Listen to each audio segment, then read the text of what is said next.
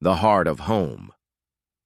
The morning sun streamed through the tall windows of the Wellington mansion, illuminating dust particles that danced in the golden light like tiny spirits. Marcus Wellington stood in his home office, staring at yet another resignation letter from a nanny who had lasted exactly 3 weeks. The formal language couldn't hide the exhaustion between the lines. The children require more specialized attention than I can provide. At 35, Marcus had built his tech company into a multi-million-dollar empire.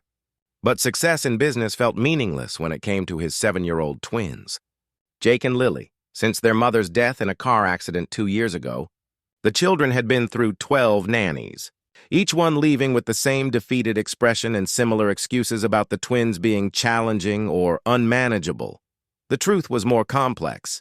Jake and Lily weren't bad children, but grief had wrapped around them like armor, making it nearly impossible for anyone to get close. Jake had stopped speaking except in whispers to his sister, while Lily had become fiercely protective, lashing out at anyone who tried to take care of them.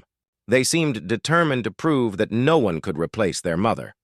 Marcus heard familiar sounds from upstairs, Lily's voice raised in protest, followed by heavy footsteps running down the hall. He sighed and closed his laptop.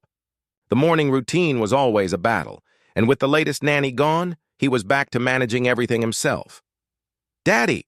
Lily appeared in the doorway, her blonde curls disheveled and her school uniform only half-buttoned. "Jake won't come out of the closet, and I can't reach the cereal, and my backpack is missing." Behind her, Marcus could see Jake peeking around the corner, his identical blue eyes wide with the anxiety that had become his constant companion since the accident. The boy clutched a worn teddy bear that had belonged to their mother. "Okay, sweetheart," Marcus said gently, kneeling down to help with Lily's buttons. "Let's take this one step at a time." Later that morning, after a chaotic drop-off at school that involved a forgotten lunchbox and Lily's dramatic declaration that she hated everything, Marcus sat across from Emma Mitchell at a small cafe downtown. Emma ran the most respected domestic placement agency in the city, and she had called him personally about a potential candidate. "I'll be honest with you, Marcus," Emma said, stirring cream into her coffee. "Most of the nannies I work with are hesitant to take on your situation. The twins have developed quite a reputation." Marcus felt his shoulders sag. "They're not bad kids, Emma. They're just hurting." "I know that," Emma said softly, "which is why I think Sarah might be exactly what they need." "Sarah?" "Sarah Johnson. She's not technically a nanny. She's worked as a housekeeper for several families over the years, but she has a gift with children, especially ones who are struggling." Emma leaned forward. She raised her own 3 children as a single mother while working full-time. "Her youngest just graduated college," Marcus frowned. "If she's so good with children, why isn't she working as a nanny?" Emma chose her words carefully. "Some families prefer their child care providers to have formal training, degrees. Sarah has something more valuable, real experience and a heart that understands loss." That afternoon, Sarah Johnson stood on the front steps of the Wellington mansion, smoothing down her simple black dress and checking her watch. At 52, she had worked for enough wealthy families to know that first impressions mattered, but she also knew that children could sense authenticity from a mile away. Marcus opened the door himself, and Sarah was struck by how tired he looked. She had expected someone more polished, more intimidating. Instead, she saw a father who was clearly struggling to hold everything together. "Ms. Johnson, I'm Marcus Wellington. Please, come in." Sarah followed him through the spacious foyer, noting the family photos that lined the mantelpiece. A beautiful woman with kind eyes, the same blonde hair as Lily, holding 2 beaming toddlers. Recent photos showed the children, but their smiles had become forced, their eyes holding shadows too deep for their young faces. "The children will be home from school soon," Marcus said, leading her to the kitchen. "I should warn you, they can be difficult with new people." "Grieving children often are," Sarah said simply. "It's not personal. It's protection." Something in her tone made Marcus look at her more carefully. "You sound like you understand." "I lost my husband when my youngest was about their age," Sarah said quietly. "Grief makes children feel like the world isn't safe anymore." They test people to see if they'll leave too. 20 minutes later, the front door slammed open with enough force to rattle the windows. Lily's voice echoed through the house. I hate Mrs. Peterson. She made me sit in timeout because Tommy was being stupid. Jake appeared first in the kitchen doorway, still clutching his teddy bear. His eyes immediately found Sarah, and he stepped protectively in front of his sister when she bounded in behind him. Who's that? Lily demanded, pointing at Sarah with the bluntness that only 7-year-olds could manage. This is Ms. Sarah, Marcus said carefully. She might be coming to help take care of you and Jake. We don't need taking care of, Lily declared, crossing her arms. We take care of each other. Sarah looked at the two children, Lily with her defiant stance and Jake hiding behind her smaller frame, and felt her heart squeeze with recognition. She had seen this exact dynamic in her own home years ago, when her children had closed ranks against the world after their father's death. That's good, Sarah said, her voice warm but not overly sweet. Taking care of each other is important.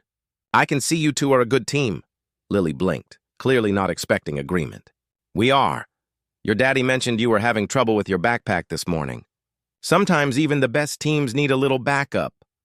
Sarah gestured toward the kitchen island. I was about to make some snacks. Do you think your team might want to help me figure out what you like?